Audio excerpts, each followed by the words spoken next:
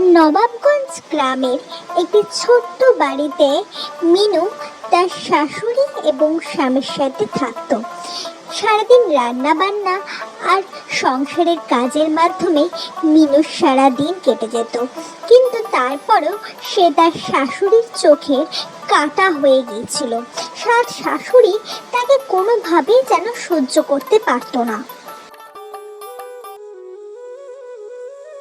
কি গো বৌমা, এত বেলা হয়ে গেল, এখনো তুমি উনুন ধরাওনি? বলি, সংসারটা কি তোমার ইচ্ছে মতো চলবে? না না মা, আমি এক্ষুনি যাচ্ছি, রান্না বসাচ্ছি। আসলে আমার শরীরটা ভালো ছিল না তো, তাই একটু দেরি হয়ে গেল। আপনি চিন্তা করবেন না, আপনি ঠিক সময় মতো খাবার পেয়ে যাবেন। শাশুড়ির সমস্ত কথা যেন মিনুর সয়ে গিয়েছিল। যাক বাবা, তাড়াতাড়ি রান্না বান্না হয়ে গেল, যাই ঝট করে পুকুরে একটা ডুব মেরে আসি, তারপরে তো আবার সবাইকে খাবার দিতে হবে। মিনু পুকুরে যাবার পর তার শাশুড়ি আবার রান্নাঘরে আসে।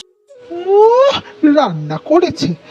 এই রান্না করেই আমার ছেলেটার মাথাটা চিবিয়ে চিবিয়ে খাচ্ছে। দাঁড়া, আজকে এই তোর রান্নার মধ্যে আমি এমন জাদু করব, এই জন্মে আর আমার ছেলের মনটা তুই পাবি না। এরপর মিনুর শাশুড়ি তার রান্না করা খাবারের মধ্যে লঙ্কার গুঁড়ো মিশিয়ে দেয়। দুপুরবেলা মিনুর স্বামী যখন খেতে বসেন, তখন সে আর খাবারটি খেতে পারেন না। মিনু, এ তুমি কি রান্না করেছো? সারাদিন কাজকর্ম করে আসার পর এই সব রান্না খেতে হচ্ছে? এত ঝাল যে মুখে দেওয়া যাচ্ছে না, সারা মুখ আমার জ্বলছে। ধুর ব্যাং, আর বাড়িতেই আসবো না। দিলে তো আমার ছেলের খাবারের 12টা বাজিয়ে। বলি, বাপের বাড়ি থেকে কিছু শিখে আসোনি? এরপর থেকে প্রায় প্রতিদিনই তার শাশুড়ি তার রান্না করা খাবারের মধ্যে হয় লবণ নালে লঙ্কার গুঁড়ো মিশিয়ে দিতে থাকলো। তারপর হঠাৎ একদিন মিনু তার শাশুড়িকে এই সমস্ত কর্মকাণ্ড করতে দেখে ফেলে, কিন্তু সে তার শাশুড়িকে কোনো কথাই বলে না।